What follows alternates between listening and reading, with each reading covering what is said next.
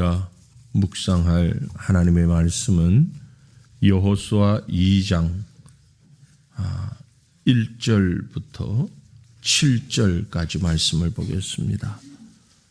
오늘 우리가 함께 묵상할 말씀은 24절까지로 되어 있습니다만, 마지막 절까지 다 되어 있습니다만, 이 새벽에 우리가 함께 또 생각할 말씀, 은혜 받을 말씀 2장 1절부터 7절까지 말씀을 우리 다 같이 한 목소리로 1절부터 7절까지 한 목소리로 말씀을 같이 읽겠습니다.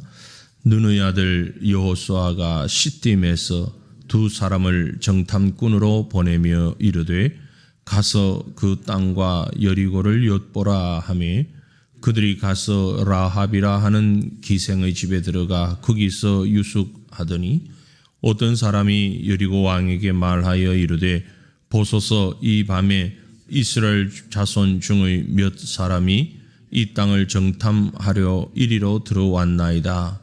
여리고 왕이 라합에게 사람을 보내어 이르되 내게로 와서 내 집에 들어간 그 사람들을 끌어내라. 그들은 이 온 땅을 정탐하러 왔느니라. 그 여인이 그 두 사람을 이미 숨긴지라.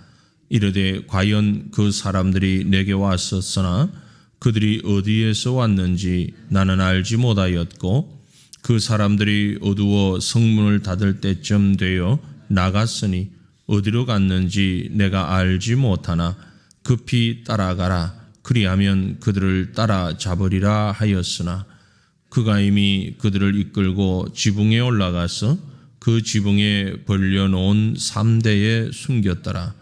그 사람들은 요단 나르트까지 그들을 쫓아갔고 그들을 뒤쫓는 자들이 나가자 곧 성문을 닫았더라. 아멘. 여리고를 점령하기 위하여서 여호수아가 먼저 사람들을 보내는 장면과 그들이 어떻게 살아남았는가 하는 사건을 보여주고 있습니다. 하지만 이 사건은 단순한 사건보다는 그 사건 속에서 말씀하고자 하는 분명한 메시지가 있다 하는 생각이 들고요. 그 메시지를 통해서 우리에게 주시는 은혜가 참으로 크고 놀라움을 생각할 수 있습니다. 먼저 우리가 생각할 것은요, 여호수아가 어떤 사람이냐. 과거에 모세가 이스라엘 백성을 인도할 때에 12명의 정탐꾼을 보냈던 적이 있습니다. 그때에 가나안 땅에 들어가서 오랜 기간 40여일을 샅샅이 뒤지면서 정탐을 다 했던 경력을 가지고 있는 사람입니다. 그 여호수아가 또 다른 정탐꾼을 보낼 필요가 있었을까? 물론 시간이 어느 정도 지났긴 했습니다. 꽤 오랜 시간 우리가 이렇게 추정을 해볼 때에 40여 년 이스라엘 광야에서 살았던 그 시간들, 그 가운데 한 1년 정도를 빼는 그 정도의 시간이 흐르긴 했습니다만, 지금 우리 시대는 10년, 20년이 엄청나게 급변하는 시대이긴 하지만 이 당시는 그렇게 변화의 속도가 빨랐던 때가 아닙니다.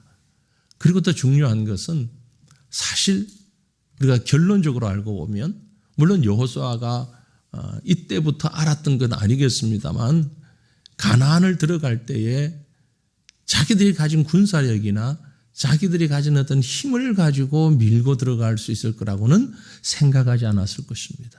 실제로 하나님께서 여리고 성을 점령하게 하실 때는 성을 돌라고 하셨잖아요. 그러니까 이 성을 도는 것을 생각하면 굳이 정탐꾼까지 보낼 필요가 있었을까?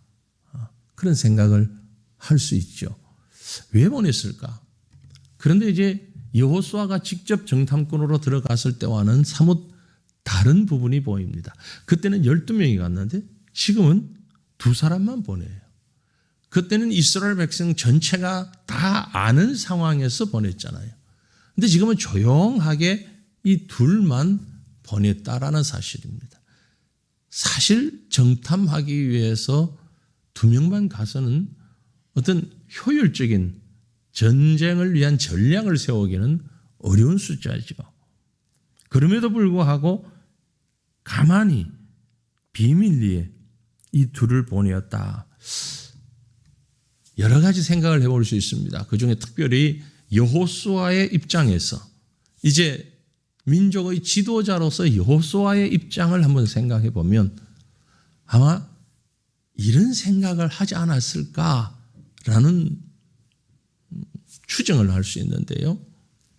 과거에 12명이 갔을 때 돌아와서 보고한 결과가 어떠했습니까? 10대 2로 상당히 부정적이었습니다. 믿음을 의지한 것이 아니고 인간적인 눈을 가지고 매우 부정적인 보고만 얘기를 했지요. 그래서 아마 필요한 것을 알기 위해서 보내면서도 적은 소수만 보낸 것이 이 부정적인 이 얘기를 할 수 없도록 한다고 해도 그들의 그 말이 미비하도록 여호수아가 원하는 무언가를 찾아내긴 하지만 부정적인 것으로 백성들에게 영향을 끼쳐서는 안 되겠다. 이런 마음이 있었지 않았을까? 여론 조성을 하지 못하게 하는 사실적인 내용만 알게 하는 그런 여호수아 나름대로의 모습. 그럼에도 불구하고 지도자로서 신중하게 그 현실을 깨닫기를 원하는 그런 마음이 여호수아에게 분명히 있었을 것이다 라는 생각을 합니다. 자, 이것은 여호수아의 입장에서 생각한 것이고요. 하나님께서는 그럼 이렇게 왜 역사를 이렇게 만들어 가시는가? 이 사실은 조금 더 뒤에 나오는 사건과 연관해서 생각을 함이 좋을 것 같습니다. 바로 뒤에 그 정탐꾼들이 들어가서 기생 라합의 도움으로 살아남은 사건을 이야기하고 있죠. 여기서 많은 사람들이 고개를 갸우뚱합니다. 아마 여기 계신 우리 성도님들도 그럴 것이라 생각이 되고요. 저도 어릴 때에 학생 때에 이 말씀을 들을 때마다 읽을 때마다 갸웃거렸습니다. 이른바 백색 거짓말이죠. 기생 라합이 거짓말한 것이잖아요. 그래서 제가 주일학교 때 전도사님에게 그렇게 질문을 했던 기억이 납니다. 전도사님, 정의를 위해서면 거짓말 해도 되는 겁니까? 야, 거짓말은 안 돼. 라합이 거짓말 했잖아요. 이스라엘 백성을 위해서 거짓말 했잖아요. 야, 그건 또 다른 거야. 제가 설명을 정확히 듣지는 못했던 것 같아요.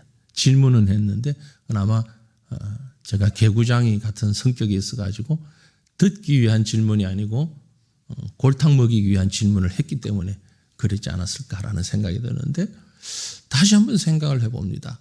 라합이 분명히 거짓말을 한 건 맞잖아요. 그러면 이런 상황에서는 거짓말을 해도 되는 것인가? 화이트 라이, 백색 거짓말은 괜찮은 것인가? 나중에 신학적으로 정리가 될 때 백색 거짓말도 하나님께서 심판하신다. 그러면 라합의 얘기는 무언가?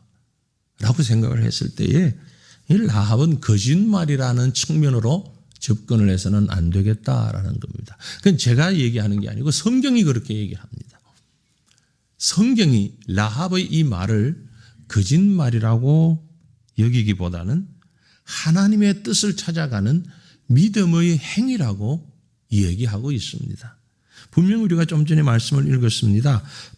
여리고 왕이 군사들을 보내어가지고 라합의 집에 그 정탐꾼들이 어디 있느냐 물었을 때에 지붕에 숨겨놓은 상태에서 저리로 어디로 갔는지 모르겠지만 나갔다.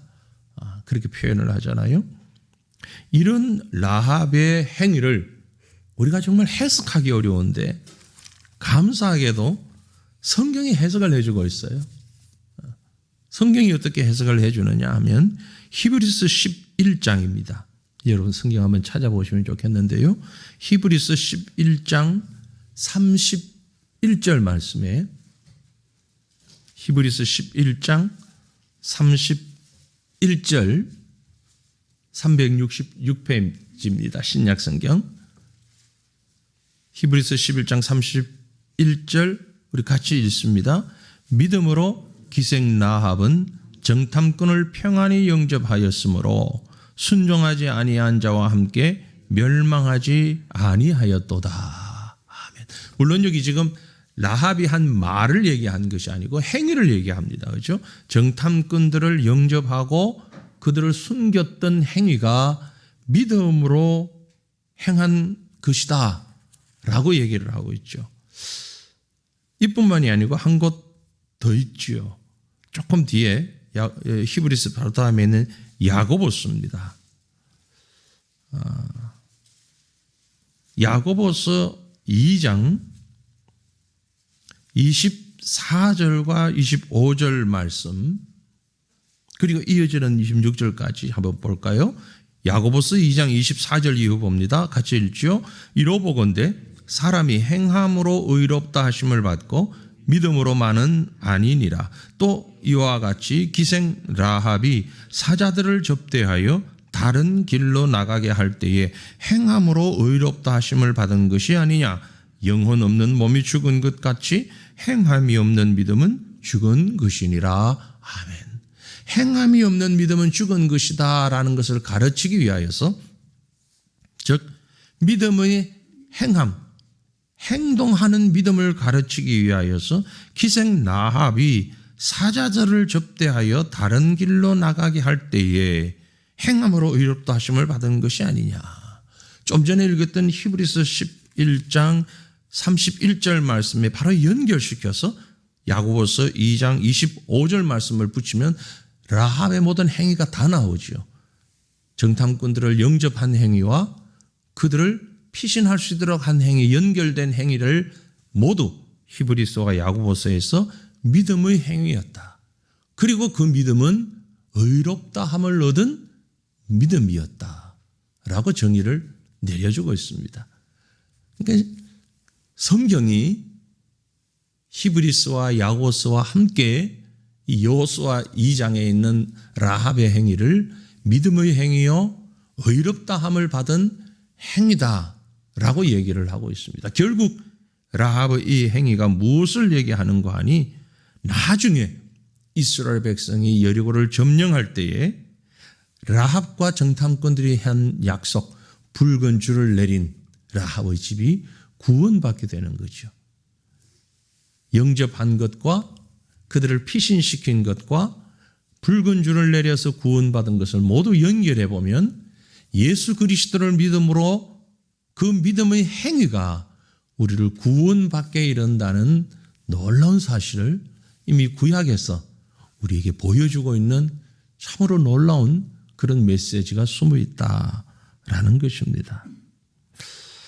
결국 라합의 행위는 거짓말이라기보다는 믿음의 행위를 보여주는, 하나님의 뜻을 찾아가고 하나님이 우리에게 어떤 위치에 있는가를 스스로 고백하는, 내가 왕이나 어떤 군사나 상황이나 환경보단 하나님을 더 의지하는 믿음으로 나아갑니다 라는 라합의 믿음을 우리에게 보여주고 있는 것이다 라는 말씀입니다. 여호수아가 정탐꾼을 보낸 또 다른 이유가 있겠지만, 하나님은 여호수아를 통하여서 정탐꾼을 보내고 그곳에서 이 일을 이루어 가신 것은 우리에게 믿음의 행위를 가르치시기 위함이다 라는 결론적인 말씀을 우리가 볼 수 있는 것이죠. 우리는 이 말씀을 통하여서 깊이 묵상하며 깨닫기를 원합니다. 오늘 하나님께서 나를 통하여서 이루고자 하시는 믿음의 결과가 무엇일까? 내가 믿음으로 하나님 바라보고 하나님의 뜻을 찾아가는 것, 오늘 하루 우리의 삶 가운데 어떤 것이 있을까? 하나님께서 우리를 통하여서 하나님의 백성을 구원하시고 하나님의 구원의 역사를 이루어 가실 때에 우리를 통해서 하시는 그 일이 무엇인가를 믿음의 시각으로 바라보고, 그 믿음의 시각을 통해서 발견된 모든 일들을 통해 하나님의 크고 놀라우신 뜻을 이루어가는 이 하루가 될 수 있기를 간절히 바랍니다. 같이 기도합니다. 살아계신 하나님 우리 아버지, 역사의 주인이신 우리 아버지 하나님, 그 하나님을 믿습니다. 그 하나님을 의지합니다. 보이는 현실의 상황이 어떠할지라도, 들리는 세상의 소리가 어떠할지라도, 생각되어지는 인간적인 판단이 어떠할지라도 모든 것보다 우선적으로 역사의 주인이신 하나님께서 우리를 통해서 이루어 가실 구원 역사를 바라봅니다. 주님, 그 믿음으로 하나님 앞에서 주어진 모든 일들을 감당해가는 저희들이 되게 하여 주옵소서. 정탐꾼들이 감당했던 그 일들, 라합이 감당했던 그 일들, 이 모든 일들을 통해서 하나님의 백성을 인도하던 여호수아의 그 사명, 우리가 이 모든 것들을 생각하면서 오늘 우리가 감당해야 할 하나님께서 우리에게 원하시는 참된 그 사명이 무엇인가를 바라보게 하시고, 오늘 하루 우리가 살아감에 있어서 이 일들을 능히 감당하며 하나님께 영광 올려드릴 수 있는 귀하고 복된 믿음의 날이 될 수 있도록 우리를 인도하여 주옵소서. 함께 하시는 여호와 하나님 감사합니다. 찬양하오며 걸어가신 우리 구주 예수님 이름으로 기도 올리옵나이다. 아멘. 하늘에 계신 우리 아버지여, 이름이 거룩히 여김을 받으시오며 나라가 임하시오며 뜻이 하늘에서 이루어진 것 같이 땅에서도 이루어지이다. 오늘 우리에게 일용할 양식을 주시옵고 우리가 우리에게 죄 지은 자를 사하여 준 것 같이 우리 죄를 사하여 주시옵고 우리를 시험에 들게 하지 마시옵고 다만 악에서 구하시옵소서. 나라와 권세와 영광이 아버지께 영원히 있사옵나이다. 아멘.